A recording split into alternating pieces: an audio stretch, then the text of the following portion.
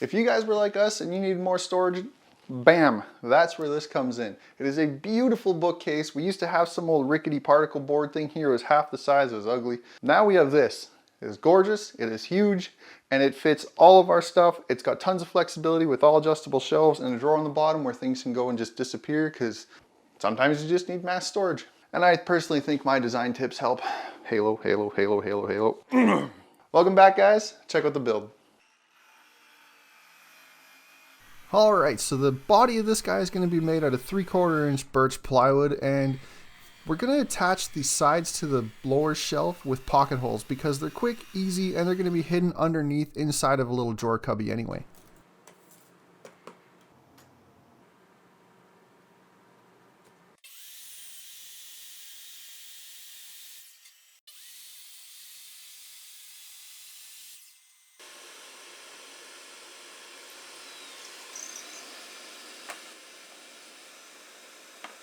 For the face frame styles, they're going to be made out of poplar 1x2, and I'm using these side panels to reference the length of them for myself, so that way I get them absolutely perfect. With the lower shelf height marked on both of my side panels, then I can attach the lower shelf itself. Now when I do it, I'm making sure to clamp the crap out of it because pocket holes have a tendency to kind of walk around. Once you really snug them up, they kind of slide slightly, and this is just going to allow that to just not happen. So I get a perfectly flush fit on my marks, and making sure to clean up any glue squeeze out I got along the way. And the eagle-eyed out there might notice a mistake I have already made and I will get to along the way because I'm blissfully unaware right now. Now for the rest of the face frame, it's also going to be made out of poplar, and for my top rail as well as my lower rail, they're going to be made out of 1x3, and my center rail where my lower shelf is going to be made out of 1x2. The entire thing is just held together with more pocket holes because they're going to be on the back side, completely hidden anyway.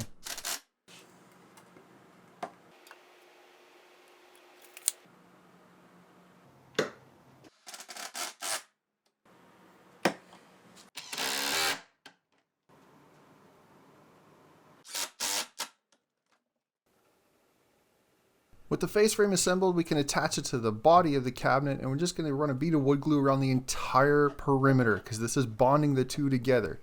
Now if you have a bazillion clamps on hand, you can just clamp this down until the glue dries. I don't, so I'm just going to flush it up, and I'm just going to use some 1.5" brad nails around the entire perimeter.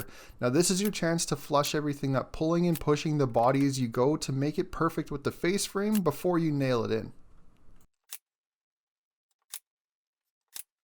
And here's where I noticed my mistake. I forgot to put a rabbit on the back for my back panel, and my bottom shelf now is completely too thick. There is no space for the rabbit. So it took a lot of work to make this fit, and I was not happy.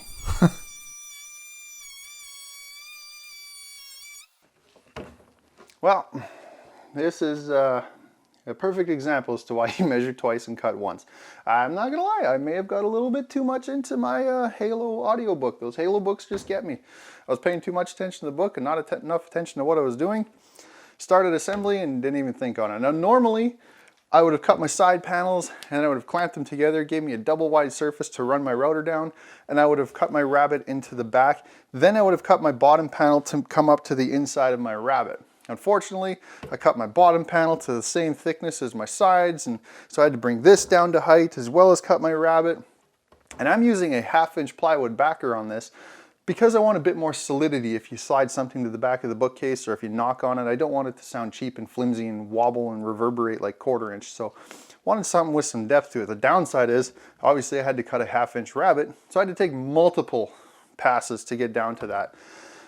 And no matter how slowly I went, no matter how careful I was, I had a ton of chip out and blowout, and this bottom panel proved to be quite the exercise. I've got some wobbles to it, lots of chip out and blowout, but it is fixable. Because this was going to be a painted piece anyway, thank you for that, we can fix it. Now I'm going to use drywall spackle. You could use wood filler. I'm going to use drywall spackle only for it sands beautifully. It feathers out so nice and smooth, and it dries really quickly. So it's going to be perfect to fill all this in. Once the whole piece is primed and painted, you're never going to be able to tell anyway, so I can fix all the damage that's done. At the exact same time, I'm going to fill in all of my nail holes on the face frame with the exact same spackle, and I'm going to fill in the joints between my stiles and my rails, and that'll just give everything a nice seamless smooth finish, as well as the seam between my side panels and my face frame. I'm going to put a thin coat around that entire thing. Once you sand all this out and paint it, it's going to be beautiful. So there's a lot to fix. Might as well get at it. Earbuds. I mean, the damage is done now, right?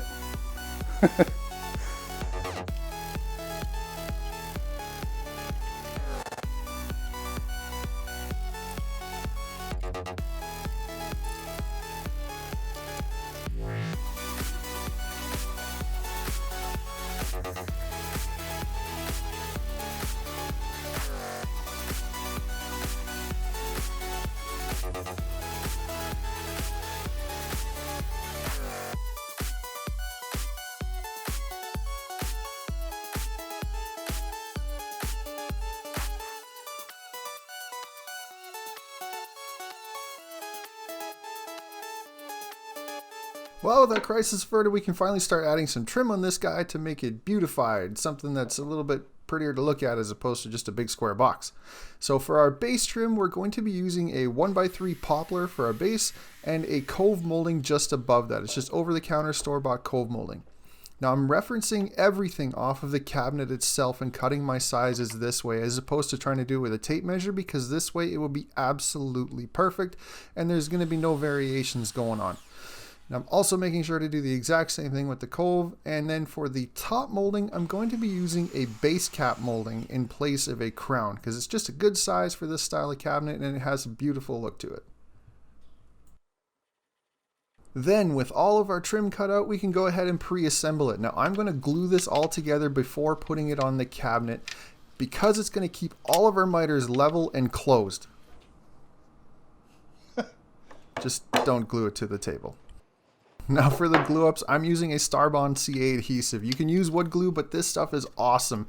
And with the activator, it sets up in literally a matter of seconds. So if you guys want to check some of this stuff out, I've got a link for a big discount for you down below in the description. And now you can see the benefit right here of why we pre-assemble it, because it goes really quick actually with just a solid assembly to put on, but our miters are bang on already. And I'm just attaching it with some wood glue and some 1.25" nails in the nail gun, and the other two trims I'm just attaching with some glue and some 23 gauge pin nails. But you can use brad nails if you want, there's just less to fill this way.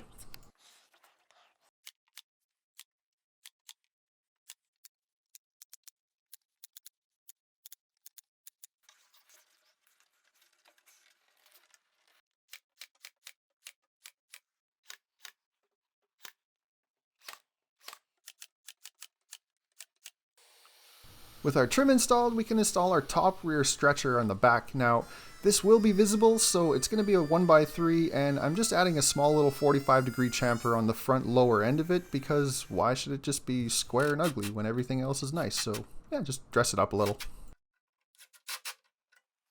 Now, adjustable shelves are one thing where people are kind of divided on. A lot of people say once you set them, you never move them again. But I started with an 8.5-inch spacer and just worked my way up and drilled shelf pins the entire distance. Now, the reason being is my wife is very seasonal, and these shelves are going to be getting moved around fairly often because I know that she's going to constantly be changing out the decor on this cabinet, and she's going to buy things all different height. And I have already had to move a couple of shelves, so this already saved me. But it's entirely up to you. If you don't want to, you can just drill pocket holes in the bottom of the shelves and hard mount them to the cabinet. And one final thing to do before painting the body of this guy is I'm going to add some acrylic latex caulk, just a thin bead in between the trim and the body, and that's because some of these things may not fit exactly perfectly. And there's a reason there's a saying, do your best and caulk the rest. Got to work with what you got. But this will ensure you get an absolutely perfect paint finish later on and there are no seams and gaps and cracks. Then we just got to add our 1x2 kick out for our drawer slides for later on, and that is it. The body is pretty much ready to rock.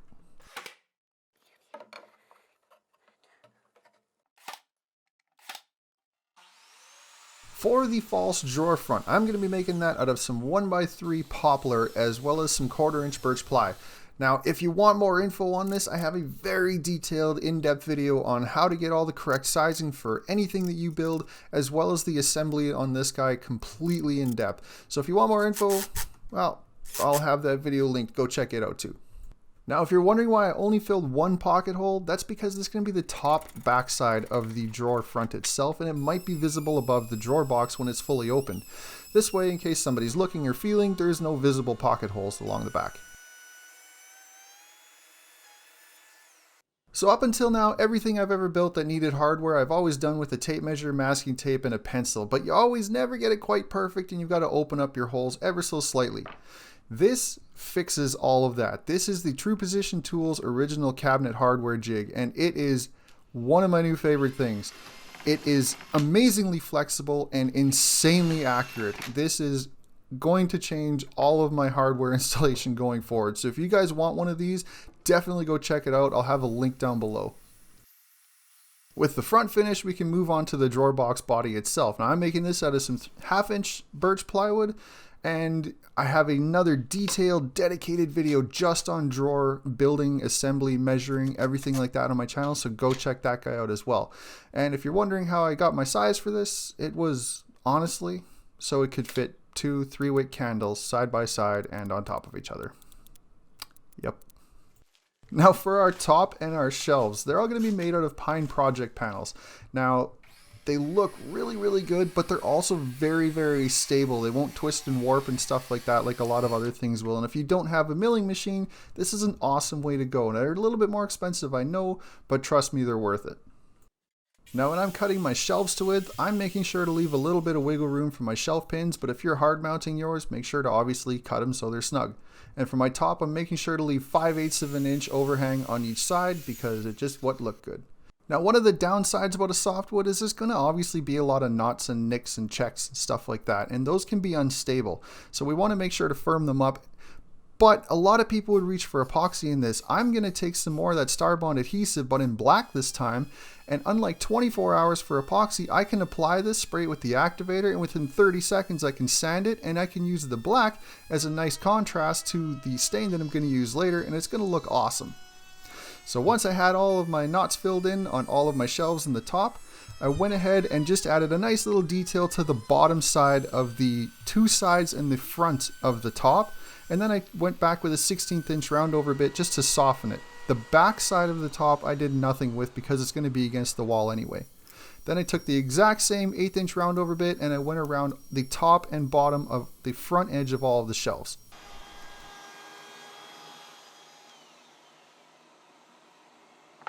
For the finish on this guy, we wanted something a little different, so we tried a paint stain combo. Now the color on this is called Briar Smoke on all the shelves as well as the top, and it's from Varathane. If you're in the US or somewhere else, it might be from Rust-Oleum, but here it is Briar Smoke from Varathane. And then I just top coated it with 3 coats of a water-based clear. Now the body is a paint from Valspar called CN.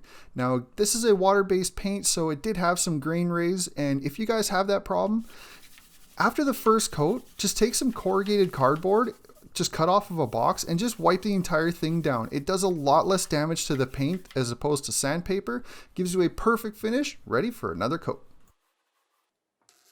Once all the finish was dry, it was time for reassembly. Now for one of my drawer slides, I did have to space it out just ever so slightly because it was touching the body when I pulled it all the way out, so I had to space the drawer slide out from my side 1x2 with some toothpicks behind it. Not much, but just enough. Sometimes you just got to make adjustments. So I'm going to peace out right here and just let the video roll. So thanks so much you guys for checking this out. I really appreciate it. I hope you like the build. We really like it. It's probably the most Pinteresty thing in our house right now, but if you guys like it, go check out any of the supporting videos that I have linked down below. Check out some of the tools I've linked as well and the products. But one thing I want to leave you with is plans. This is something I've been working on for a little bit, learning how to do. I have no ETA for it right now, but I am working on it. Once I figure it out, I'm going to have plans for this as well as plans for some of my previous projects before, linked as well. So thanks so much for checking this out, you guys. I really appreciate it, and I'll see you guys in the next one.